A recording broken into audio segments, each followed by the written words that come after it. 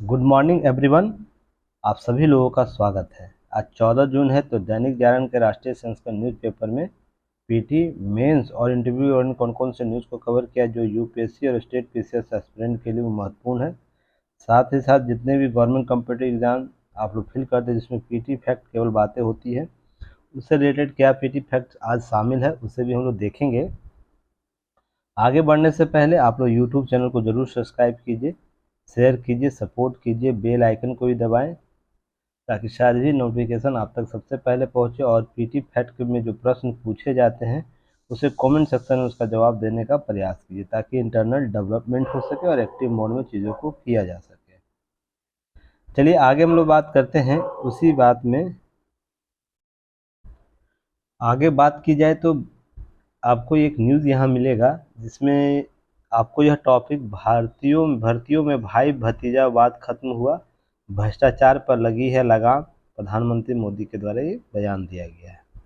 इसकी क्या हकीकत है यह समझने का प्रयास करेंगे।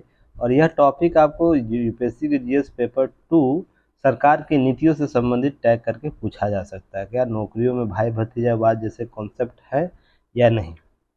तो देखिए ध्यान ध्यान रखिएगा कि कुछ चीज़ों को समझने का प्रयास कीजिएगा कि कोई भी सरकार होती है ना, सरकार कोई भी सरकार हो, वर्तमान सरकार में जो सत्ता पक्ष के जो पार्टियां हैं वो, या आने वाले समय में जो होंगे या पहले के पूर्व के जो होंगे, वो क्या करते हैं कि स्वयं को सबसे बेस्ट बताने के तरीके अपनाते हैं। और ये हकीकत भी है कि हम सबसे बेस्ट हैं, हमारी नीतियाँ सबसे बेस्ट है, तरीके अलग अलग है, ठीक है ना। तो यहाँ पर कुछ चीज़ों को समझने का प्रयास कीजिएगा। आप यूपीएससी एस्पिरेंट है यह समझने का प्रयास कीजिए कि आप इसमें पॉजिटिव क्या आपको दिख रहा है और नेगेटिव क्या दिख रहा है।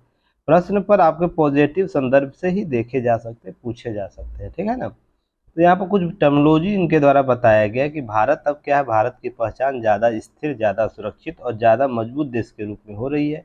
तो यह आप लोग पहले से भी मैं चर्चा कर चुका हूँ इस मुद्दे पर कि कैसे ज़्यादा सुरक्षित, ज़्यादा स्थिर और मजबूत देश के तौर पर भारत उभरा है। अब यहाँ पर बात यहाँ की जा रही है कि हम भर्तियों में भाई भतीजावाद खत्म किया है, भ्रष्टाचार पर लगाम लगा है। हाँ, कुछ हद तक तो जरूर कहा जा सकता है कि आपकी वर्तमान सरकार ने क्या किया है कि भ्रष्टाचार को खत्म किया है। क्या सीधी भर्तियों में भाई भतीजावाद के कॉन्सेप्ट आते हैं सीधी भर्तियों में? तो आप यह देखते होंगे जो सीधी भर्तियां हैं वहां पर भाई भतीजावाद नहीं आता है। कहाँ आता है भाई भतीजावाद कॉन्सेप्ट? जहां अपने परिवार के लोगों को या अपने सदस्य के लोगों को किया जाता है, वो अप्रत्यक्ष भर्तियों में देखने को मिलता है। पर प्रत्यक्ष भर्तियों में इस प्रकार की प्रवृत्ति देखी जाती है कि अनेक भ्रष्टाचार के स्तर है जिसमें भाई भतीजावाद के कॉन्सेप्ट को ऐड किया जाता है। कि कोई मान लीजिए कोई वैकेंसी निकला किसी स्टेट में, तो वहाँ पर देखते होंगे एक ही परिवार के लोग, दो तीन चार लोग, पांच लोग एक साथ कंप्लीट टॉप कर जाते हैं या कंप्लीट कर जाते हैं। या तो आप देखते हो किसी खास खास वर्ग के लोग, किसी खास क्षेत्र के लोग आपको एक साथ देखने को मिलते होंगे सरकारी जॉब में। तो ये भ्रष्टाचार के रूप में था, ठीक ना। भ्रष्टाचार के अन्य साधनों के रूप में ऐसी प्रवृत्ति दिखती थी, न कि डायरेक्ट भाई भतीजावाद था। प्रत्यक्ष नौकरियों में सीधी भर्तियां जो होती है उनमें नहीं थे। अप्रत्यक्ष में यह जरूर देखी जाती थी भाई भतीजावाद के लोगों को शामिल किया जाता था, जो अपने भाई होते थे, जो उनके भतीजा होते थे, या कहने जो रिलेशनशिप ब्लड रिलेशनशिप होता था, या जो सहयोगी होते थे, जो हितकारक होते थे। ये व्यक्ति का कोई मान लीजिए परिवार का लोग होगा, कोई सहयोगी होगा जो उसके साथ काम चलता है, उसके सहयोगी के तौर पर इसे देखा जाता है। सीधी भर्ती में भ्रष्टाचार के इन अन्य साधन के रूप में ये स्थिति देखने को मिलती थी। और अभी भी है, ऐसा नहीं कि प्रधानमंत्री के द्वारा यह बयान दे देने मात्र से चीज़ें स्पष्ट हो जाती है। अभी हाल ही में आप छत्तीसगढ़ पीसीएस का रिजल्ट देख सकते हैं जहाँ पर ये चीज़ें स्पष्ट हुई। बिहार में आप देख सकते हैं, बहुत से रिजल्ट के संदर्भ में आप देख सकते हैं। अब और झारखंड में आप देख सकते हैं, अन्य राज्यों में यूपी में देख सकते हैं, बहुत से स्टेट है जो प्रश्न के दायरे में, बंगाल में देख सकते हैं। पूरे देश से भाई भतीजावाद का कॉन्सेप्ट समाप्त नहीं हुआ। हालांकि केंद्रीय स्तर पे ये चीज़ें स्पष्ट तौर पर समझ लीजिए आपकी भाई भतीजा कॉन्सेप्ट जो होता है अप्रत्यक्ष नौकरियों में देखा जाता है, न कि प्रत्यक्ष नौकरियों में। और रही बात राज्यों की, तो राज्यों में स्थिति वैसी ओन की पौन दान पड़े हुए हैं। छत्तीसगढ़ रिजल्ट देख के मुझे कभी इतनी आहत हुई, मैं क्या कहूँ आप लोगों को इसके संदर्भ में। पूरा एक ही परिवार के लोग अफसर बने हुए हैं। जैसे एक बार झारखंड में आया था सेकेंड जेपीएससी में, जो आपका चपरासी है, हलवाई है, माली है, उन लोगों तक अधिकारी बना दिया गया था। इतने भ्रष्ट लोग झारखंड पीसीएस में लोग हैं। इंडिया का सबसे भ्रष्ट पीसीएस अगर किसी को कहा जाए तो झारखंड का ही गिना जाएगा, क्योंकि वहाँ पर आज तक सही नियुक्तियाँ सही तरीके से नहीं की किसी भी एक नियुक्ति को।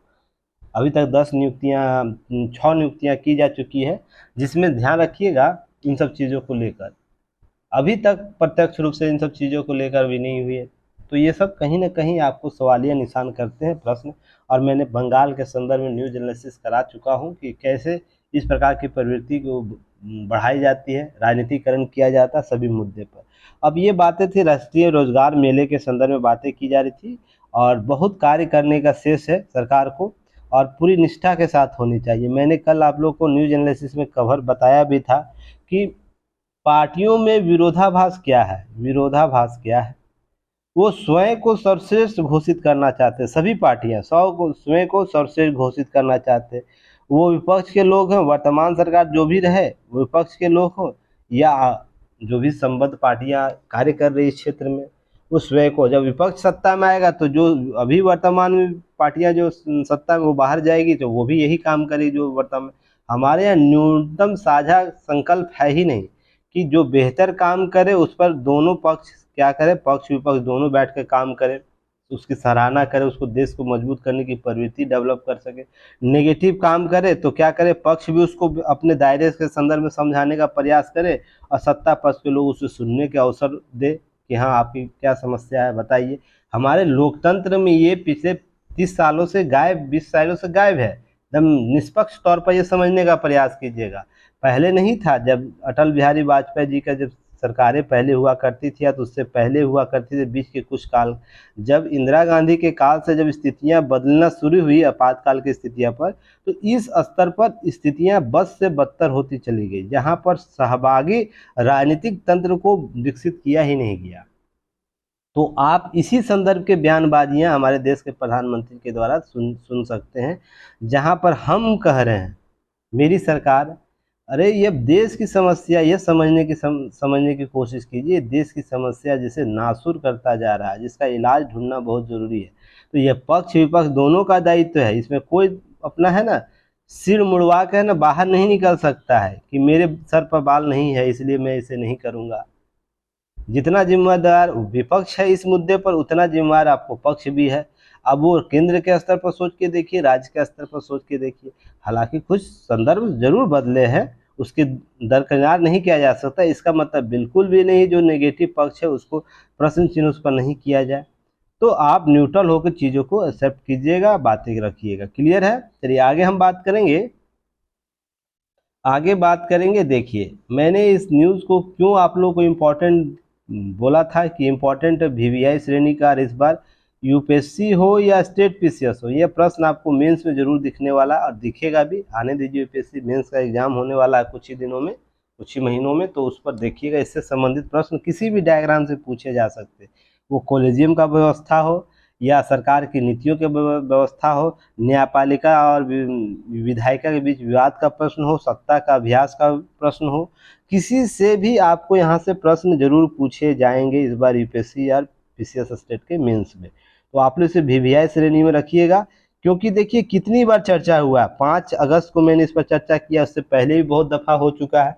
5 अगस्त से 11 अक्टूबर को, 14 नवंबर को, 5 दिसंबर को, और जनवरी आपको 2023 में भी चर्चा किया हूँ। हालांकि उस पर नोट्स मैंने पहले ही दे दिया था। तो याद रखिएगा, इतनी दफ़ा अगर चर्चा हुआ है 1 साल के अंदर, तो यह कहीं ना कहीं आपको आने वाले समय के लिए संकेतक है कि ये क्वेश्चन आपको यहाँ से जरूर होने चाहिए। तो चलिए हम लोग देखेंगे। और हाँ, कुछ स्टूडेंट ये बोलते हैं सर डेली पीडीएफ क्यों नहीं अपलोड करते हैं ऐप पर। जो नए स्टूडेंट होते हैं, नए एडमिशन लेते हैं, उनके द्वारा ये बातें की जाती है। तो देखिए बाबू कि आपको कितनी दफ़ा इसी टॉपिक पर चर्चा कर दिया हो।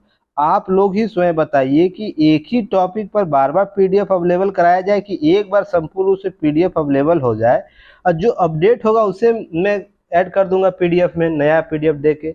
नहीं तो मान लीजिए स्ट्रक्चर तो सेम ही रहता है ना, तो आप ही लोग मैसेज करके बताइए क्या आपको डेली पीडीएफ चाहिए, और पीडीएफ का जखीरा अपने मोबाइल पर अपने दिमाग पर जमा करते रहिए कि उससे आउटपुट जो हमारा आता है वो कम होता जाए।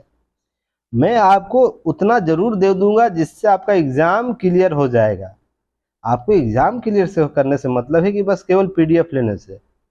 तो आप इस चीज़ को समझिएगा। मान लीजिए इतनी दफ़ा चर्चा हुआ तो मैंने सभी मुद्दों पर चर्चा किया हो, तो सभी का पीडीएफ दिया हो। एक बार आपको इससे अलग चर्चा हुआ था कि चुनाव आयोग में कॉलेजियम व्यवस्था लागू करनी चाहिए, एक मुद्दा आया था एक बार ना, तो उसको भी मैंने ऐड कर दिया है, ऐप पर अपडेट कर दिया है। तो ध्यान रखिएगा, कॉर्पोरेट माइंडसेट से पढ़िए। जितना दिया गया 172 पीडीएफ अपलोड है, अभी तक 172 पीडीएफ अपलोड है। आप उसे बार बार रिवाइज कीजिए। मैं बार बार यही बात बोलता हूँ, इसको जितनी दफ़ा आप लोग पढ़िएगा उतनी ही शार्पनेस आपके दिमाग में अपने आपके तलवार में होंगे, ताकि एग्जाम हॉल तक उसे कैरी फॉरवर्ड कर पाइए। ठीक है ना।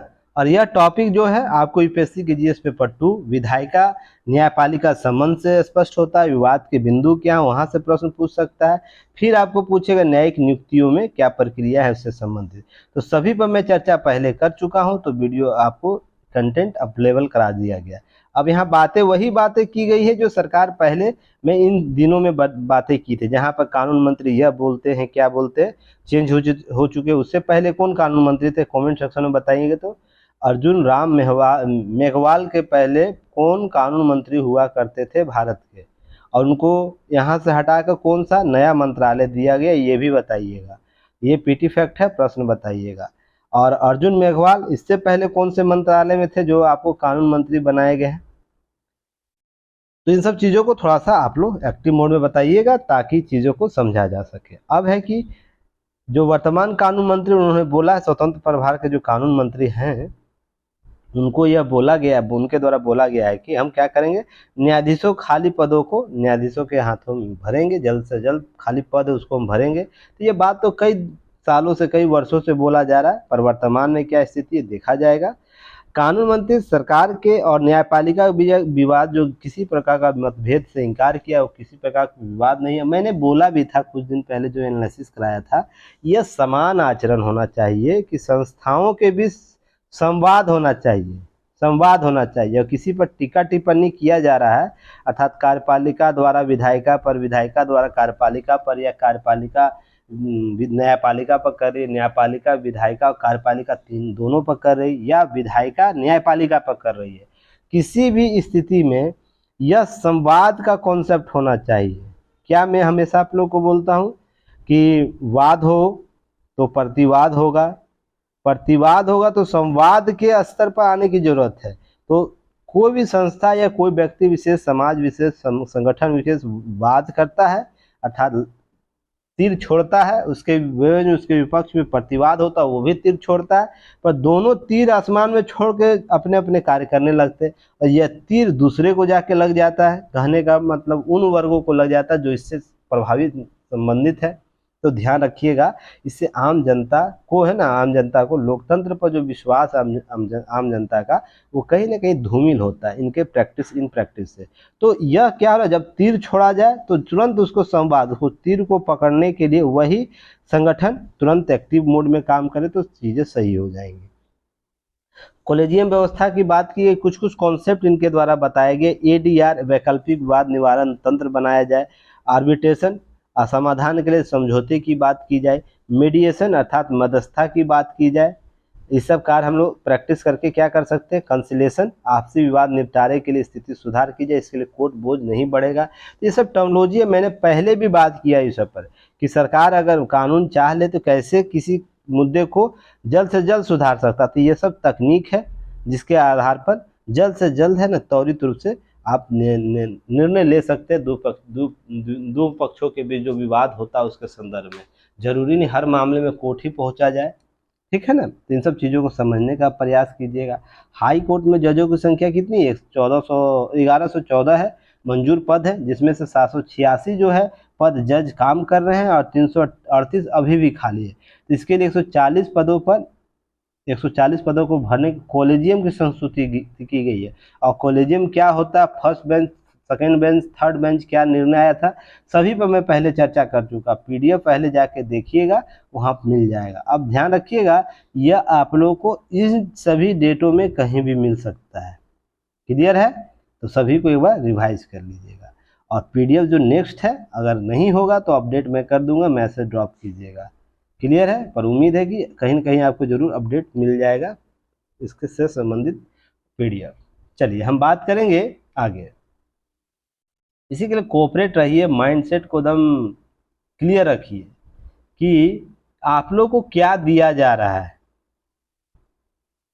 अब सोच के देखिएगा, 1000 रुपया में, 1000 क्यों बोलूँ मैं, 999 या 1000 रुपया ही मान के चलिए, आपका मैं किस्मत नहीं ले लूँगा, ठीक ना, किस्मत नहीं ले लूँगा। इससे आप ना गरीब होइएगा ना मैं अमीर होऊंगा, ठीक ना, पर इससे किस्मत आपका जरूर बनने में सहायक हो सकता है। अब इसको मैं क्यों बार बार बोलता इन सब चीज़ों को, आप छोटी छोटी चीज़ें पकड़ते हैं।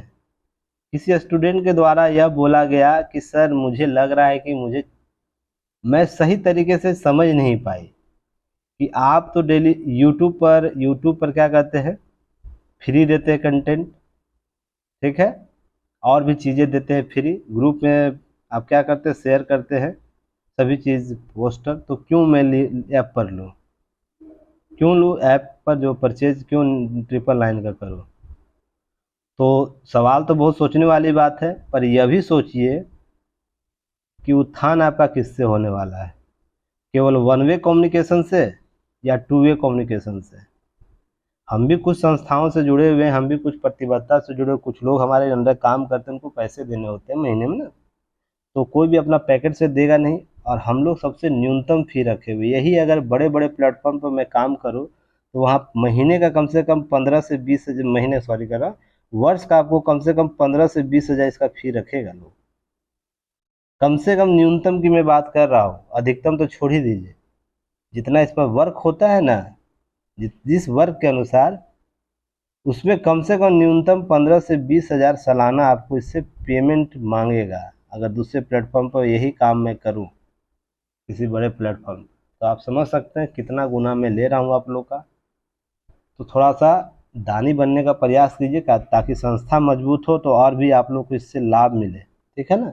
और टेस्ट आप लोग दीजिए, टेस्ट से ही बेहतर विकल्प आपको मिलेंगे, नहीं तो बातें ऐसे ही करते रह जाएंगे छोटी छोटी। आपको एक दिन का अगर यूज़ करते हैं शैम्पू ना, उससे भी कम पड़ता है, ठीक ना। एक दिन के चाय पीते हैं ना, उससे भी कम आपको यह पैकेज मिला हुआ है। तो थोड़ा सा कॉर्पोरेट माइंड से ये सब बातें ना थोड़ा सा अंदर तक चीज़ों को सोचने पर मजबूर कर देती है। जहाँ 1 लाख 2 लाख आप लोग बर्बाद करने को तैयार है, वहाँ पर हमारे जैसे प्लेटफॉर्म जो इस प्रकार की मेहनत करने का प्रयास कर रही है, और आप लोगों को टू वे कम्युनिकेशन 24 आवर आप लोग से कनेक्ट रहती है, तो आप लोग तो उस पर प्रश्न चिन्ह लगाते हैं। बड़े बड़े प्लेटफॉर्म पर प्रश्न चिन्ह नहीं लगता है, क्योंकि वहाँ शक्ति ही नहीं होती आप लोगों को बोलने का, क्योंकि टीचर आपसे बात ही नहीं करेगा। आपसे वहाँ पर उसके जो भी वर्कर है वो बात करे, वर्कर क्यों बात आपकी सुनेगा, वर्कर तो प्रोफेशनल है, काम करेगा, पर यस या नो नहीं करे जवाब देगा, समझे ना। तो थोड़ा सा कोऑपरेटिव माइंडसेट के बनिए, और कुछ बड़ा प्राप्त करना है तो कुछ छोटी छोटी चीज़ों को छोड़ना पड़ता है। चलिए एक टॉपिक और है, इसे भी देखिएगा। कोविन ऐप दिल्ली में चलाया गया था कि तरह पर यू विन पोर्टल के जरिए बच्चों को दिया जाएगा रूटीन टीकाकरण, दिल्ली में यह किया गया। यह यूपीएससी के जीएस पेपर 3 स्वास्थ्य, यहाँ स्वास्थ्य मंत्री लिखा गया है, इसको कट कर दीजिएगा, स्वास्थ्य संबंधी सरकारी नीतियाँ यहाँ लिखाएगा, थोड़ा सा एडिट कर लीजिएगा। और नवाचार उसमें क्या क्या आए हैं वहाँ पर, ठीक ना, इसको एडिट करना, स्वास्थ्य मंत्री लिखा गया, वहाँ पर स्वास्थ्य संबंधी कर दीजिएगा आप लोग, स्वास्थ्य संबंधी सरकारी नीतियाँ। तो कोरोना के टीकाकरण में जो कोविन ऐप दिल्ली की थी, वो जो सपोर्ट किया था कोरोना में, कैसे मेंटेन करना है, टीकाकरण कैसे कराना है, उस तर्ज पर ही, उसके सफल प्रयास पर ही यू विन पोर्टल का इस्तेमाल किया जाएगा। आपको किसके लिए, बच्चों के टीकाकरण के लिए। यू विन पोर्टल क्या है, एक संस्थागत आपको प्लेटफॉर्म देता है जहां पर अपडेटेड चीज़ें रहती हैं, लाइव रियल टाइम अपडेट प्राप्त होता है संबंधित क्षेत्र के लिए, इसे ध्यान रखिएगा। अब यह जुलाई में दिल्ली के सभी जिलों में यूविन के जरिए हो बच्चों का टीकाकरण, ऐसा प्रयास किया जा रहा है कि परिवार कल्याण निदेशालय के द्वारा यह किया जाएगा। मैंने पहले क्वेश्चन पूछा था, बताया था भी, मंत्रालय क्या होता है आपको बताना है, पीटी फैक्ट में कमेंट सेक्शन में बताइए मंत्रालय क्या होता है, संगठन क्या होता है, सॉरी पहले ये बताइए आप लोग, संगठन क्या होता है, फिर मंत्रालय क्या होता है, विभाग क्या होता है और निदेशालय क्या होता है। आपको यह यूपीएससी, आपको यह इंटरव्यू में प्रश्न पूछ सकता है, यूपीएससी में या स्टेट पीसीएस के इंटरव्यू में आपको ये सारे क्वेश्चन का आंसर बताना। मैं पहले भी बताया हूँ 2-3 बार, तो आप लोग जरूर बताइएगा संगठन क्या होता है, मंत्रालय क्या होता है, विभाग क्या होता है और निदेशालय क्या होता है, ठीक ना। याद होगा मैंने कभी स्मॉल फिंगर और बिग हैंड की बात की थी, बिग हैंड स्मॉल फिंगर की बात की थी, कॉन्सेप्ट दिया था आप लोग को इसके संदर्भ में, याद होगा तो मैसेज जरूर ड्रॉप कीजिएगा, नहीं तो चीज़ों को याद करना सीखिए, ठीक है ना। चलिए, मौजूदा समय में विभिन्न संक्रामक जो बीमारी जैसे बीसीजी, पोलियो, पेंटावेलेट, MMR जो टाइफाइड, रोटा वायरस बचाव के टीकाकरण का जो दिया जाता है उसको क्या किया जाएगा, अब है कि इस ऐप के माध्यम से चीज़ों को कवर किया जाएगा। अब 12 से 13 माह के उम्र के 76% बच्चों को सभी टीके लग पाते हैं। तो इसके परिवार जो स्वास्थ्य सर्वे 5 है, राष्ट्रीय परिवार स्वास्थ्य सर्वे 5, उसके अनुसार ये बातें की गई थी, अपडेट की गई थी। तो मैंने इस पर भी न्यूज एनालिसिस आप लोग को अपडेट करके दिया हूँ। राष्ट्रीय सर्वे स्वास्थ्य 5 आप लोग एक बार रिवाइज कीजिए। आपको तो मैं बोला ना, अगले 1 साल तक कोई ऐसा न्यूज नहीं आएगा जिसका रिवाइज आप लोगों को पहले नहीं कराया जा चुका है या जिस पर कंटेंट आप लोगों को नहीं दिया गया। बस आप लोग एक्टिव मोड में काम कीजिए। आप ही लोग बताइएगा मैंने इसे कवर किया है कि नहीं किया है। राष्ट्रीय परिवार स्वास्थ्य सर्वे 5 के बारे में, 4 के बारे में, 1 के बारे में, 2 के बारे में क्या है यह, तो आप लोग कमेंट सेक्शन में बताइएगा कि हाँ इसे मैं कवर किया हूँ नहीं किया हूँ, पीडीएफ में आप लोगों को मिला है या नहीं मिला है। फिर उसके बाद इंद्रधनुष कार्यक्रम, जो राष्ट्रीय इंद्रधनुष कार्यक्रम, उसके बारे में चर्चा किया हूँ। इससे संबंधित जो टीकाकरण अभियान है, लक्ष्य क्या है, राष्ट्रीय परिवार स्वास्थ्य सर्वे का लक्ष्य क्या है, सभी पर मैं चर्चा किया हूँ। बस आपको क्या चाहिए कि एक्टिव मोड में चीज़ों को अपने अध्ययन शैली में शामिल कीजिए। आप विश्वास मानिए, Dainik Jagran newspaper analysis paper आपको 65 से 70% सिलेबस को कवर करेगा, बस जो स्टूडेंट जितना एक्टिव मोड में काम करेगा। अब सभी चीज़ें मिल जाएंगी। हमको लगता है दैनिक जागरण बहुत से स्टूडेंट है पर एक्टिव मोड में 20 से 25 लोग ही काम करते हैं। तो 20 से 25 जो लोग हैं, 30 लोग हैं, उन्हीं का सिलेक्शन होने ना, बाकी लोग तो हवाबाजियाँ ही करते रह जाएंगे। बाद में फिर कोसेंगे स्वयं को कि कंटेंट सही नहीं होता है, इन्वायरमेंट सही नहीं है, प्रश्न पूछा गया गलत तरीके से आयोग के द्वारा, यही सब दोषारोपण किया जाएगा। पर ऐसा बिल्कुल भी नहीं है। क्लियर हो गया ना। इस बार यूपीएससी को यह बोला जा रहा है कि क्वेश्चन बहुत टफ है, यह बोला जा रहा है ना, उसमें भी किसी स्टूडेंट का रिजल्ट आया है कि नहीं आया है, सोच के देखिएगा। और हमारे ही ग्रुप से आया है, आया कि नहीं आया है, सोच के देखिएगा। अहम मुद्दे को यह समझने का प्रयास कीजिएगा कि आप स्वयं को कितना एडॉप्ट कर पा रही एग्जाम के लिए, वही इम्पोर्टेंट हो जाता है ना। बाकी कहानियाँ होती हैं, ठीक ना, दीवार पर लगी कहानियाँ आप बनिए मत। अब देखिए यूपीएससी की एक यही इसका प्रताड़ना मुझे भी मिला है। मैं भी आईटीआई किया था कभी, तो यही जवाब मिला जो आपको याचिका के द्वारा पुनः मांग की गई। और यह नीति को मैं बहुत गलत मानता हूँ। सिविल सेवा आयोग के, जो यूपीएससी सिविल सेवा आयोग है, को इस एक तरफी नीति को देखिए क्या होता है। कैंडिडेट को ये जानने का हक पूरा है कि मैं गलती कहाँ कर रहा हूँ, गलती किस क्षेत्र में हो रही है, और गलती को सुधार नहीं किया जाए तब तक वो अपना बेस्ट कैसे दे पाएगा। तो करता क्या है बदमाशी यूपीएससी। अब समझिए कि कितना मजे लेते हैं आयोग ये सब। अब पीटी का रिजल्ट आता है, ठीक ना, पीटी का रिजल्ट आता है, मार्कशीट आता है और फाइनल लिस्ट आता है, ठीक है, यही ना होता है। अब फाइनल लिस्ट के बाद क्या होता है आप लोग समझ सकते हैं कितना गैप मिलता है जिसके वो सुधार कर सके। उसके बाद कोई नहीं, केवल अंक के आधार पर यह होता है कि मैंने क्या सही किया क्या गलत किया, यही ना।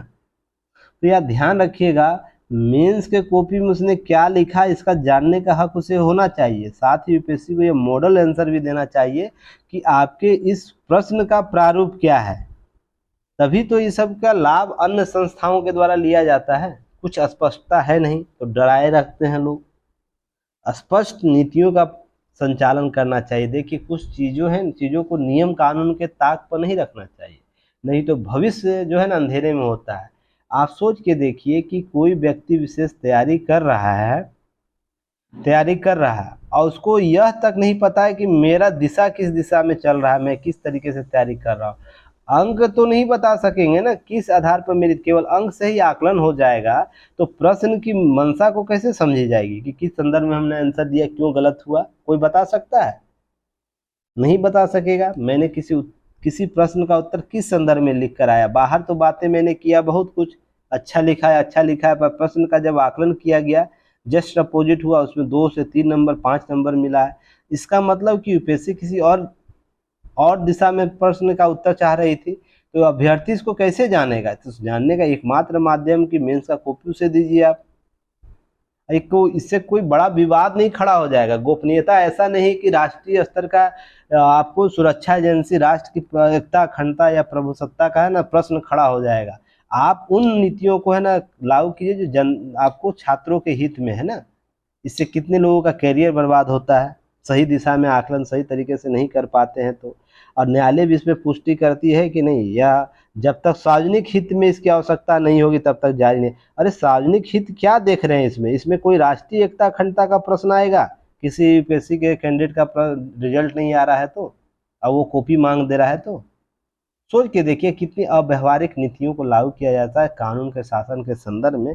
देखिए बहुत जगह कानून का शासन उपयुक्त प्रतीत होगा पर बहुत जगह अनुपयुक्त प्रतीत होगा। स्वयं आकलन कीजिए। ये सब चीज़ें है ना यूपीएससी को स्वयं सोचनी चाहिए कि हम बेस्ट तरीके से कैसे। अभी बीपीएससी का उदाहरण आप ले सकते हैं। बीपीएससी के जो वर्तमान चेयरपर्सन हैं अतुल प्रसाद, उनके द्वारा बेहतर एग्जाम्पल सेट किया जा रहा है सोशल मीडिया पर या तो आयोग के कार्य पद्धति पर, क्योंकि बच्चों को भ्रम में नहीं रखना चाहिए, स्टूडेंट को भ्रम में नहीं रखना चाहिए। नहीं, भ्रम की स्थिति उसे गलत रास्तों पर लेकर जाएगा, वो सही रास्ते पर जा ही नहीं पाएगा। अब वो अतुल प्रसाद के देखिए इस कॉन्सेप्ट को है ना यूपीएससी को फॉलो करना चाहिए। इतनी बड़ी संस्था है, राष्ट्रीय स्तर पर आयोजन करता है, तो देखिए इसके नेगेटिव पक्ष बहुत हो सकते हैं, ठीक ना, पर इसके कुछ पॉजिटिव पॉइंट ऐसे हैं जो आपको छात्रों के हितों के लिए है, तो इसे समझने का प्रयास करना चाहिए। यूपीएससी को केस स्टडी के तौर पर अतुल प्रसाद यूपीएससी जो चेयरपर्सन के निर्णय को लेना चाहिए ताकि छात्र हित में बात की जा सके। किसी प्रकार का भ्रम की स्थिति में नहीं होना चाहिए। दूध का दूध और पानी के पानी वाला कॉन्सेप्ट रहना चाहिए। अगर भाई भतीजावाद नौकरियों में नहीं है या भ्रष्टाचार नहीं है तो इसके लिए इस प्रकार की नीतियों को लागू करना ही नहीं चाहिए। बताइए कितना अव्यवहारिक नीतियाँ ये कही जा सकती है। जहाँ पर सार्वजनिक हित का हो तो मामला, तब वो सार्वजनिक हित क्या होगा पहले तो बता दीजिए। न्यायालय को भी नहीं पता होगा सार्वजनिक हित क्या होगा मामला। इसमें न्यायालय बताती ना सार्वजनिक हित क्या होती। अब न्यायालय से पूछिए और यूपीएससी से पूछ लीजिए। मैसेज आज मेल आप लोग कीजिएगा यूपीएससी से, सर ये जो मामला आया है उसमें जो बताया गया है कि दिल्ली हाईकोर्ट के द्वारा कि आप लोग हमें सूचना का अधिकार के तहत है ना प्रश्न पत्र की उत्तर पुस्तिकाओं और उनके मॉडल उत्तर प्रश्न नहीं दीजिएगा। तो ठीक है, सार्वजनिक हित के मामले में ये नहीं दिया जाएगा, तो ये बताइएगा सार्वजनिक हित क्या है। आप स्पष्ट कर पाते हैं, मेल कीजिएगा यूपीएससी को, देखिएगा कोई जवाब नहीं उनके पास होगा, क्योंकि इस दूरदर्शिता को सोचने वाले लोग वहाँ है ही नहीं कि क्या भ्रम बच्चों में फैल रहा है। नहीं तो सोचिए कि सी सेट में 33% न्यूनतम अंक है प्राप्त करने। इंडिया का बहुत से ऐसे छात्र है जो इसको भी नहीं, अब क्या लाया जा रहा है 23% आकलन की बात की गई, रिपोर्ट दी गई है 22 से 23% इसको लेकर आइए पासिंग मार्क को। अब देश में ऐसे छात्र आ गए हैं, ऐसे छात्र हो गए हैं कि अब ये छात्र की टैलेंट की कमी नहीं है, आपकी नीतियों की गलत नीतियों का परिणाम है कि आप बोलते हो मैथ लेवल का प्रश्न, इंटर लेवल का प्रश्न पूछेंगे और आप पूछ रहे हो पीएचडी लेवल का प्रश्न, ग्रेजुएशन लेवल का। बच्चे तैयारी करके जाते हैं, क्वेश्चन में पहली बार ही देखते हैं। समझ रहे बात को क्या कहा जा रहा है, समझिएगा। तो आप आज ही मेल करके देख लीजिए, सर आप बताइए यूपीएससी माननीय चेयरपर्सन कि आप सार्वजनिक हित किस मामले को मानते हैं। दिल्ली हाई कोर्ट को आप मैसेज टैग कीजिए ट्विटर पर या मेल पर कीजिए, उनसे पूछिए कि सार्वजनिक हित है क्या इस मामले में, उनको स्पष्टता होगी नहीं। केवल कुछ ही टैग पॉइंट को लेकर बातों को केवल पकड़े रहना ही गलत नहीं है, यही बात हर जगह बोली जाती है। चलिए आगे बात करेंगे, और आप लोग कैंडिडेट है जरूर मैसेज कीजिएगा। अब देखिए यहाँ कुछ चीजें थी जो आप लोग को, एक सेकंड चलिए अब यहाँ पर आप लोगों को पढ़ना है क्या कि यूपीएससी जीएस पेपर 2 अंतर्राष्ट्रीय संगठन भारत की भूमिका से टॉपिक यह पूछा जा सकता है। और इस पर न्यू जो संयुक्त राष्ट्र स्थायी सदस्यता की बात जो की गई है, सीट की पैरवी की सुरक्षा राजनाथ सिंह द्वारा पुनः भारत की तरफ से। तो यहाँ पर बातें ध्यान रखिएगा, मैंने इस पर न्यूज कब कब चर्चा किया हो, 7 जनवरी को चर्चा की हो, 23 जनवरी को चर्चा की हो, 30 अक्टूबर को किया हो, फिर आपको 23 में भी चर्चा हो रही है विस्तृत रूप से। तो ध्यान रखिए ये सब प्रश्न हमेशा चर्चा में रहते हैं, सब प्रश्न पूछे जा सकते हैं, ठीक है ना।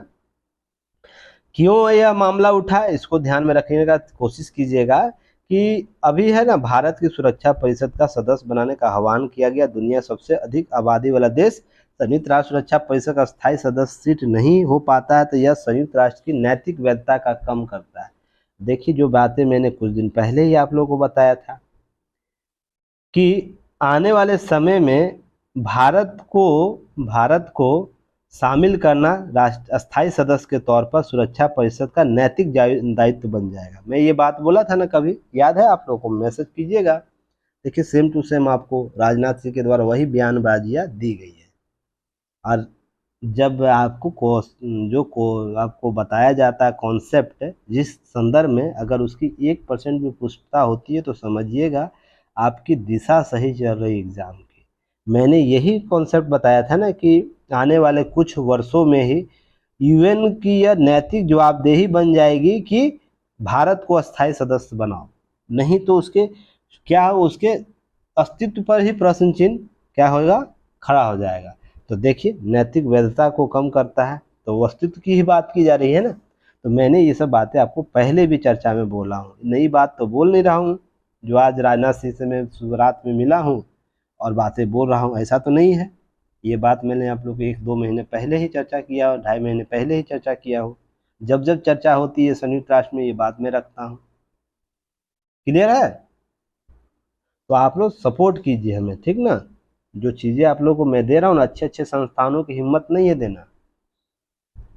आप जिन संदर्भों में बात मैं करता हूँ या तो जिस संदर्भों में आपका टैग लाइन यूज़ करता हूँ, बड़े बड़े संस्थान में आप जाके देखिए उनके क्लास शेड्यूल को या क्लास वीडियो रिकॉर्डिंग के, वही शब्द आपको नहीं मिलेंगे।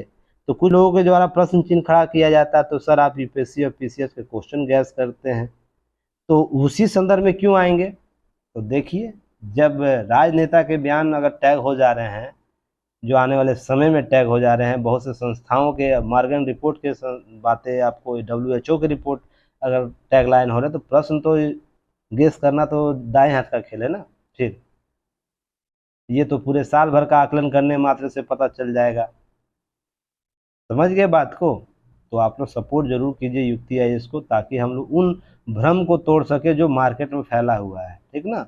आपको मैं कमिटमेंट किया हूँ ना, जब मैं आप लोगों के बेस्ट स्थिति में आ जाऊंगा, इंडिया का सबसे लोएस्ट प्राइस पर चीज़ों को कवर कराऊंगा। और इतना लोएस्ट है किसी की उतनी हिम्मत औकात तक नहीं होगी। बस चीज़ें ध्यान रखिएगा, जो जुनून और जो जज्बा हम में होता है उनमें भी होगा, मानता हूँ, पर जिस शिद्दत के साथ मैं करता हूँ, सोच के देखिए 1012 से अधिक वीडियो अपलोड कर चुका हूँ, और अभी मात्र मेरे पास कैंडिडेट कितने हैं, 3700 के आसपास, 3700 के आसपास सब्सक्राइबर है। इतना किसी के कमर टूट जाएगा, 100 वीडियो डालते डालते परेशान हो जाए कि नहीं इतना सब्सक्राइबर मेरे नहीं बढ़ रहे। पर मुझे पता है जिस दिन या मेरे पास से रिजल्ट आया 10, 15, 20 लोगों के यूपीएससी में, पीसीएस में, यही संख्या तुरंत 100 गुना बढ़ जाएगा।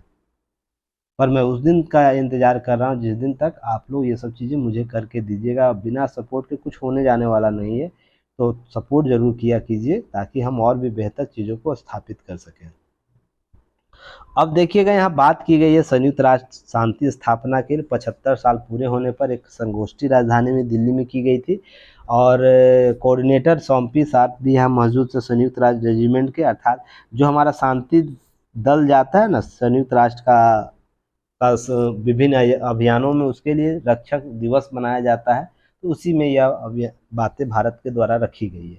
अब है कि हम एक याद रखिएगा आपसे यहाँ पर इससे का एक टैगलाइन आपको यहाँ से बनाया जा सकता है, इसे याद रखिएगा कि हम अतीत को याद करते हैं तो हमें भविष्य की ओर भी देखना चाहिए। यह इससे में इस प्रकार के टैगलाइन से प्रश्न पूछे जा सकते हैं, तो थोड़ा सा आपको इसको इससे के रूप में देख लेना है। क्लियर है? आगे हम बात करेंगे, एक सेकेंड मुझे समय दीजिएगा। किसी स्टूडेंट का मैसेज आया हुआ है, क्या आया हुआ है? अच्छा चलिए कोई बात नहीं, बाद में सॉर्ट आउट किया जाएगा। तो यहाँ पर ध्यान रखिएगा, ये टैगलाइन को एस्से के रूप में कर लीजिएगा। और दूसरा है कि संयुक्त राष्ट्र पारिस्थितिकी तंत्र को देखना भी महत्वपूर्ण है, साथ ही हमें सुधार में क्या किया जा सकता है, इस दिशा में कौन से कदम उठाए जा सकते हैं, बातें की गई है। अब संयुक्त राष्ट्र के बारे में बातें की गई, बहुत से बातें की गई है कि कब स्थापना हुई, कौन स्थायी सदस्य कौन अस्थायी सदस्य। तो चलिए कम से कम इतना तो पीटी फैक्ट में बता ही सकते हैं, वर्तमान में अस्थायी सदस्य कौन कौन से हैं। अब भारत का कार्यकाल कब से कब तक का है अस्थायी सदस्य के तौर पर, अब भारत कितनी दफ़ा इसमें अस्थायी सदस्य के रूप में चुना जा चुका है, तो आप ये सब कमेंट सेक्शन में बताइएगा। अब दूसरी बात यहाँ देखिएगा, मैंने इसमें आपको जो पहले न्यूज एनालिसिस किया सभी की चर्चा मैं कर चुका हूँ। संयुक्त राष्ट्र शांति सेना क्या होता है, इसकी प्रारंभ कब से हुई, महत्वपूर्ण भूमिका कब से निभाई, उसके बाद बहुत सी चीज़ों को नोबेल पुरस्कार कब मिला है, संयुक्त राष्ट्र सेना बुनियादी 3 सिद्धांत क्या है, वर्तमान समय में बुनियादी सिद्धांत क्या, देखिए पहले भी चर्चा किया, आपको पीडीएफ में अपलोड होगा, आप जाके युक्ति है इसके ऐप डाउनलोड कीजिए, आप लोग वहाँ से देख लीजिएगा। दूसरा आपको यहाँ पर किया गया, यूएन में भारत के स्थायी सदस्यता के संदर्भ में जो भी बातें की जा रही है, भारत क्या स्थान रखता है, मुख्य तौर पर अंतर्राष्ट्रीय संदर्भ में भारत की क्यों जरूरत है। उसके बाद आधार क्या है भारत के स्थायी सदस्यता के लिए, जो आधार देता है भारत, उसके लिए चीज़ें बताई गई हैं। फिर उसके बाद अवसर क्या है, किस किस अवसर पर भारत इसके लिए दावेदारी प्रस्तुत करता है, सभी पर बातें मैंने कर चुका हूँ, तो आपको जाके पीडीएफ देख लेना है। क्लियर? 172 पीडीएफ अपलोड शायद हो चुका, उसको बार बार रिवाइज कीजिए, कहने का मूल मकसद यही है, और जितना रिवाइज कीजिएगा उतना आपका सिलेक्शन करीब होइएगा। अब पीटी फैक्ट इसे देख लीजिएगा, 5,000 करोड़ रुपये दिए जाएंगे केंद्र सरकार द्वारा, किसके लिए, अग्निशामक सेवा फायर ब्रिगेड को आधुनिकीकरण करने के लिए राज्यों को दिए जाएंगे, सभी राज्यों को। तो ध्यान रखिएगा, इसमें से कुछ राज्यों के बारे में, मुंबई, चेन्नई, कोलकाता, बेंगलुरु, हैदराबाद, पुणे में बाढ़ के खतरे को कम करने के लिए 2,500 करोड़ रुपये आवंटित किए जाएंगे, परियोजना का ऐलान किया गया। 17 राज्यों में भूस्खलन से संबंधित जोखिमों को कम करने के शासित प्रदेशों के लिए 825 करोड़ रुपया दिया गया। शाह ने 2047 तक भारत के जो विजन है उसके अनुरूप आपदा प्रबंधन की तैयारी करने जोर दे रहा है, सब बातें की गई। 9 सालों में हम लोग क्या क्या काम किए हैं उसकी बातें की गई है। तो ये सब कॉन्सेप्ट आप लोग को की नोट्स में अपडेट कर लेना है, ठीक है। 9 सालों में आपदा प्रबंधन के राहत के अर्ली वार्निंग सिस्टम डेवलप किया गया, प्रिवेंशन मिटिगेशन की बात की गई, सभी पर मैं पहले चर्चा की हूँ, ऐसा नहीं ये सब पर चर्चा नहीं की गई है। तो आप लोग आपदा प्रबंधन में जाके देखिएगा, सब चीज़ वहाँ मिल जाएगा, भूकंप वाले कॉन्सेप्ट में जाके देखिएगा, मिल जाएगा, ठीक है ना। चलिए नीचे आ जाते हैं, तब तक आपको क्या करना है, युक्ति है इसका ऐप डाउनलोड कर सकते हैं गूगल प्ले स्टोर से, और आपको एप्पल स्टोर से भी। एप्पल स्टोर के लिए कोड मांगता है, तो आपको पिन किया हुआ मैसेज आप डेली शेयर किया जाता है, उसमें कोड होगा OPKG, आप उसे डाल के देख सकते हैं और लाभ लीजिए अधिकतम। और देखिए हाँ एक चीज़ और कि बीपीएससी का मेंस आंसर राइटिंग नेक्स्ट 16 को होने वाला, आप लोग तैयार रहिएगा सेकेंड टेस्ट में के लिए। और दैनिक जागरण न्यूज़पेपर एनालिसिस का टेस्ट आपको मंडे को होगा, तो फिर मंडे को उस दिन दैनिक जागरण भी होगा और थर्ड टेस्ट बीपीएससी का भी होगा। तो आप लोग अच्छे तरीके से शेड्यूल के साथ जारी रहिएगा, आप लोग जिनको जिनको है आप उस तरीके से दीजिएगा, ठीक है ना, जिसमें आप लोग एडमिट लिए हुए एडमिशन उस तरीके से, ठीक है। चलिए एक पीटी फैक्ट के तौर पर इसे भी याद रखिएगा कि सर्वश्रेष्ठ सर्वप्रथम क्या है कि लॉन्च किया गया है किसके लिए, गार्डन रिच शिप बिल्डर्स के द्वारा चौथे सर्वेक्षण पोत लार्ज संशोधक को लॉन्च किया गया है।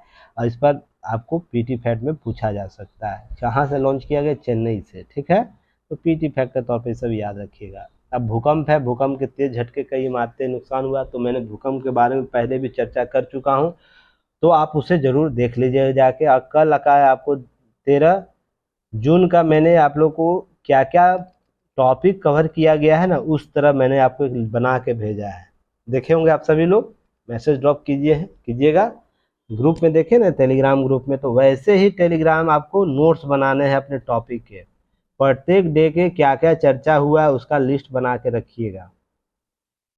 जब एग्जाम के लास्ट आवर में रिवाइज करिए, उसी लिस्ट को देख के करना है। आप लोग को बार बार चीज़ें बताई जाती है, एक बार लिस्ट मैंने मांगा था, आप लोग नहीं दिया था, इसलिए आप लोग को फिर से यह सूचित किया जा रहा है कि उसे आप लोग उसी तरीके से लिस्ट बनाइएगा पर डे के हिसाब से, कभी फिर भी रैंडम मांगा जा सकता है। और ध्यान रखिए, जितना आप एक्टिव मोड में काम कीजिए, सिलेक्शन की स्थिति और भी मजबूत होती जाएगी। लास्ट आवर में इस लिस्ट को देखकर फटाफट रिवाइज करने का टेक्निक होगा आप लोग पास। जो चीज़ें 5 घंटा में हो पाएगी वो आप 20 मिनट में कर लीजिएगा इस लिस्ट से, ठीक है ना। तो आप उसी तरीके से काम कीजिएगा। चलिए नेक्स्ट बात करेंगे। नेक्स्ट पहला जो लेख है वो थोड़ा सा क्या है, राजनीतिक रूप से है, तो उसको छोड़ेंगे। और यहाँ पर देखिए, शिक्षण संस्थानों को भी बने कार्बन मुक्त, ऐसी बातें की जा रही है। संयुक्त राष्ट्र का एक रेस टू जीरो अभियान में शामिल होते भारत ने 2030 तक देश के सभी विश्वविद्यालय परिसर में कार्बन तस्टर या न्यूट्रल कार्बन की बात की है। 2021 में Times Higher Education Climate Impact Forum में 68 देशों ने 1050 विश्वविद्यालयों की तरफ से क्या किया, 2050 तक अपने परिसर में क्या किया, कार्बन उत्सर्जन मुक्त करने का आह्वान किया है। 2021 में हुआ था। इस किस अभियान के तहत, रेस टू जीरो अभियान, कार्बन न्यूट्रल करने के लिए। तो वहाँ आह्वान किया था कब तक, 2050 तक। उसके बाद भी और बातें की गई हैं। ग्लासगो शिखर सम्मेलन में आप लोगों को पता ही है, भारत 2070 का कार्बन न्यूट्रल होगा। तो देश के उच्च संस्थान भी इसमें सहभागिता निश्चित कर सकते हैं, क्योंकि जो कहानियाँ पढ़ाई जाती है, जो बातें बताई जाती है, विश्वविद्यालय में ही बताई जाती है, कॉलेजों में ही बताई जाती है। तो पहले उसी स्तर पर हम कार्बन न्यूट्रल की बात करें तो ये भी कहीं अच्छा होगा। इसलिए ध्यान रखिएगा, अमेरिका के अमेरिकी विश्वविद्यालय ने 2018, सैन फ्रांसिस्को विश्वविद्यालय ने 2019 और एलेंघनी कॉलेज 2020 और हैम्पशायर कॉलेज इस वर्ष कार्बन तटस्थ हासिल की है। तो आपसे यहाँ प्रश्न पूछ सकता है, तो ये सब पीटी फैक्ट है, जरूर याद रखिएगा। कौन सा कॉलेज किस वर्ष कार्बन तटस्थ हुआ है, अर्थात कार्बन न्यूट्रल हुआ है।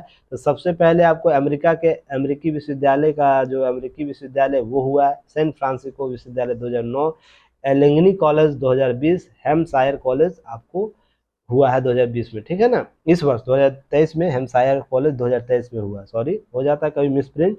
अब ध्यान रखिएगा, एक कार्बन तटस्थ विद्यालय में जलवायु करवाई केवल पाठ ही नहीं पढ़ाया जाता है, बल्कि उसके लिए खुद एक आदर्श प्रस्तुत करना होता है। मैं कितनी दफ़ा आप लोग को बोला हूँ, एसी से बाहर निकल के, जब एसी रूम से बाहर निकल के निर्णय लीजिएगा तो इसी प्रकार के निर्णय सफल होते हैं।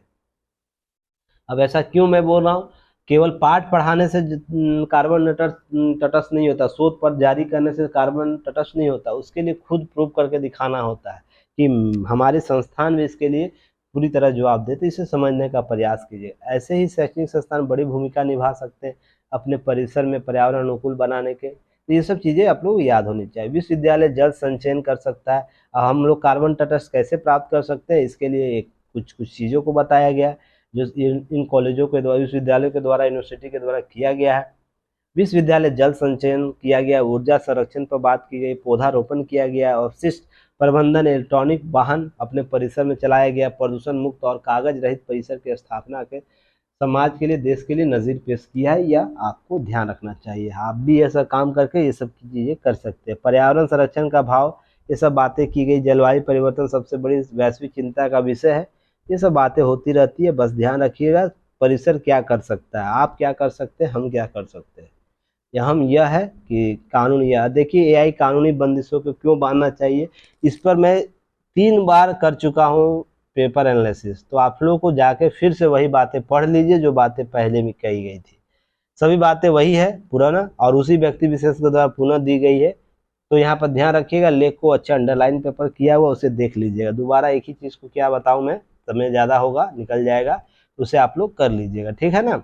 अब पीएलआई योजना के बारे में याद रखिएगा, बहुत डाटा दिया, इस डाटा को आप लोग पुट डाउन कर लीजिएगा, अपने की नोट्स में कवर कर लीजिएगा। 6 प्रमुख सेक्टर निवेश उत्पादन के लिए क्या किया गया था? 2020 में शुरू होने वाली प्रोडक्शन लिक्विड इंसेंटिव, जिसे PLI कहा गया था योजना, अब धीरे धीरे मैन्युफैक्चरिंग में बदल रही है। याद होगा PLI योजना जब आई थी तो मैंने कुछ बातें इनके संदर्भ में बोला था। कम से कम 5 से 10 वर्ष वेट कीजिए, जब हम देश आयातक हुआ करते अब निर्यातक देश होंगे, जिसका असर आप लोग को देखने को मिल रहा होगा। ठीक है, अब तक 14 सेक्टरों में PLI घोषणा की गई है, लेकिन अभी भी मुख्य 6 सेक्टरों के लिए ही PLI तहत ये उत्पादन शुरू हुआ है, और जब 14 में हो जाएगा तो और भी बेहतर रिजल्ट हमें प्राप्त होंगे। सभी सेक्टर को पिछले 3 सालों में लगभग 46,000 करोड़ रुपया निवेश के साथ साथ 3.78 लाख लोगों का रोजगार प्राप्त हुआ है। तो ये आंकड़े आपको दिए गए हैं, ये कौन कौन से क्षेत्र में हुए हैं तो यहाँ पर आपको लिस्ट बना के दिया गया। देखिए कि किस क्षेत्र सेक्टर में, इलेक्ट्रॉनिक्स में आपको 6600 करोड़ इन्वेस्ट किया गया है, उत्पादन 3 लाख करोड़ हुआ। टेलीकॉम में 1800 करोड़, तो 22,000 आपको वहाँ उत्पादन हुआ है। फार्मास्यूटिकल्स में आपको 20,000 तो 90,000 करोड़ वहाँ से प्रॉफिट हुआ। वाइट्स गुड में आपको 2000 तो 4200 हुआ है। फूड प्रोसेसिंग में 7500 करोड़ इन्वेस्ट किया गया, तो वहाँ पर 2.5 लाख करोड़ आपको। ऑटोमोबाइल क्षेत्र में 8900 करोड़ किया गया, तो वहाँ तो 22,500 करोड़ का उत्पादन हुआ है। तो सबसे ज़्यादा कहाँ हुआ है? इलेक्ट्रॉनिक्स और ऑटोमोबाइल, इलेक्ट्रॉनिक्स और फूड प्रोसेसिंग। तो ये भी प्रश्न पूछ सकता है आपसे PT फैक्ट के तौर पर, तो इसे जरूर आप लोग नोटिफाई कर लीजिएगा। अब सेक्टर इंसेंटिव करोड़ कितने में दिया जाएगा, तो सभी के लिए आपको 14 के लिए यहाँ पर बातें की जा चुकी है। तो 14 का लिस्ट आप लोग को याद रखिएगा। सबसे अधिक किसमें किया गया, सबसे कम किसमें किया गया? तो ड्रोन में सबसे कम होगा 120 करोड़ रुपया। बाकी लोग देख लीजिएगा सबसे अधिक किसमें है। सबसे अधिक होगा आपको इलेक्ट्रॉनिक्स वाले क्षेत्र में, जिसमें लगभग 3800 के आसपास होना चाहिए। इलेक्ट्रॉनिक देखिए यहाँ पर है। उसके बाद आपको है कहाँ पर? 38 के बाद होगा आपको ऑटोमोबाइल क्षेत्र में होना चाहिए। ऑटोमोबाइल क्षेत्र देखिए कहाँ पर है? सेकेंड में, फर्स्ट में, थर्ड में देखिए, फोर्थ में है ऑटोमोबाइल्स होगा। उसके बाद सोलर PV में है।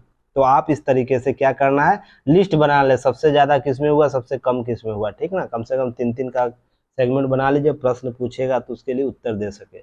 बाकी डाटा आपको यहाँ पर इंक्लूड है। अब सीधे नीचे आ जाइए, एक न्यूज़ बहुत इंपॉर्टेंट है, आपको यह UPSC पेपर के फर्स्ट में आएगा। देखिए सिंधु नदी प्रवाह क्षेत्र, जितनी ऊंचाई पर उतना सूखा है, यह बातें आई है। ठीक है ना, इसके भी डाटा आप लोग को अच्छे तरीके से कवर करना है। और आपको सहायक नदियाँ कौन कौन है, तो आप इस सहायक नदियों को अच्छे तरीके से देख सकते हैं। पूर्व से कौन नदियाँ जाके मिल रही है, पश्चिम से कौन आके मिलती है, उत्तर से दक्षिण तक कौन कौन सी नदियाँ, क्रम है, ये सब पहले मैंने आप लोगों को चर्चा किया हूँ। याद होगा आप सभी लोगों को, ये सब बातें पहले की जा चुकी है और UPSC यहाँ से प्रश्न तक पूछ चुका है, इसे ध्यान रखिएगा। और यहाँ पर देखिए रिपोर्ट आया है, क्यों आया है कि 1951 से लेकर 2016 की अवधि तक, हम 45 वर्षों में क्या हुआ है कि जनसंख्या लगातार वृद्धि के साथ भी मांग में वृद्धि हुई है। लोग अनियमित रूप से जल का उपयोग करते हैं। ये वैश्विक जलवायु परिवर्तन, बाढ़, सूखे जैसे समस्याएं हम लोग घटना के कारण मानवीय समाज को खतरा पैदा हो रहा है, ये बातें की गई है। ऊंचाई के संबंध में सूखे की प्रवृत्तियां समझने के लिए प्रकाश डालते हुए IIT मंडी ने क्या किया, वहाँ पर पृथ्वी विज्ञान मंत्रालय की रिपोर्ट के अनुसार 1951 से लेकर 2016 तक सूखा होने की आवृत्तियों की वृद्धि देखी गई, और उसमें क्या हुआ, बहुत से क्षेत्रों हर दशक 2 से अधिक सूखे की स्थिति पैदा हुई। इसलिए जल प्रबंधन योजना के लिए सूखे गतिशीलता को समझने महत्वपूर्ण यह भूमिका अदा की है। वर्षा आधारित कृषि का चालन है, इस तरह से बातें की गई हैं। अब यहाँ पर देखिए ध्यान रखिएगा, 2000 से 6000 मीटर के बीच ऊंचाई जो है स्थिति शुष्क स्थिति की, तो उसमें रिपोर्ट आया है। तो 41 वर्षों के इतिहास में, जो 79 से लेकर 2020 तक, लगभग 41 वर्षों के मासिक जो वर्षा है, अधिकतम और न्यूनतम तापमान में व्यापक डाटा का उपयोग किया गया है, जिसमें बातें की गई है कि 2000 मीटर से नीचे के क्षेत्रों में नमी की स्थिति देखी गई, और 2000 से लेकर 6000 मीटर की ऊंचाई पर शुष्क की स्थिति देखी गई। अर्थात ना ज़्यादा गर्मी है, ना ज़्यादा ठंड है, बीच की स्थिति गुनगुना स्थिति है। हालांकि 4000 मीटर से ऊपर की ऊंचाई पर क्या हुआ, सूखे की स्थिति धीरे धीरे कमी थी। अब ध्यान रखिएगा, अध्ययन यह बताता है कि 1979 129 से लेकर 2020 तक 0 से 5% तक विस्तारित हुई है यह आपको सूखे की। तो उच्च ऊंचाइयों वाली स्थिति में सूखेपन की और इशारा करते हैं, अर्थात और भी ऊंचाइयां पर हम लोग जाएंगे सूखे की स्थिति देखने को मिलेगी। तो यह स्थिति क्या होगा, जितने भी इस क्षेत्र में प्रवाह क्षेत्र है उसको प्रभावित करेगी। तो लोगों के संसाधन की कमी होगी, खेती की कमी होगी, ये सब समस्या आएंगे। तो अन्न उत्पादन में भी समस्या आएंगे, तो बहुत सी चीज़ें, भूस्खलन की समस्या हो जाएगी, और भी जो तलछटी क्षेत्र है उस पर प्रभाव पड़ेगा। इसके जो प्राकृतिक संसाधन है उस पर भी कहीं ना कहीं प्रभाव पड़ेगा। तो ये सब चीज़ें आपको ध्यान में रखनी है। क्लियर हो गया? चलिए फिर हम लोग नेक्स्ट मिलते हैं, तब तक जो चीज़ें बताई जा रही है उसका लाभ लीजिए, अधिकतम से अधिकतम लाभ लीजिएगा। आप लोग क्या करना है, दैनिक जागरण न्यूज़पेपर एनालिसिस को परचेज कीजिए, वहाँ पर डेली टेस्ट होता है मंडे को प्रत्येक मंडे को टेस्ट होता है, उसमें भाग लीजिए। बीपीएससी का आंसर राइटिंग प्रोग्राम चलाया जा रहा है, उस पर भी भाग लीजिए, तो इसका अधिकतम लाभ ले सकते हैं। ठीक है ना? कहानियाँ मत बनाइए, कहानी सेट कीजिए। बाकी ये तो आप लोग तेज हैं ही। चलिए धन्यवाद, जय हिंद।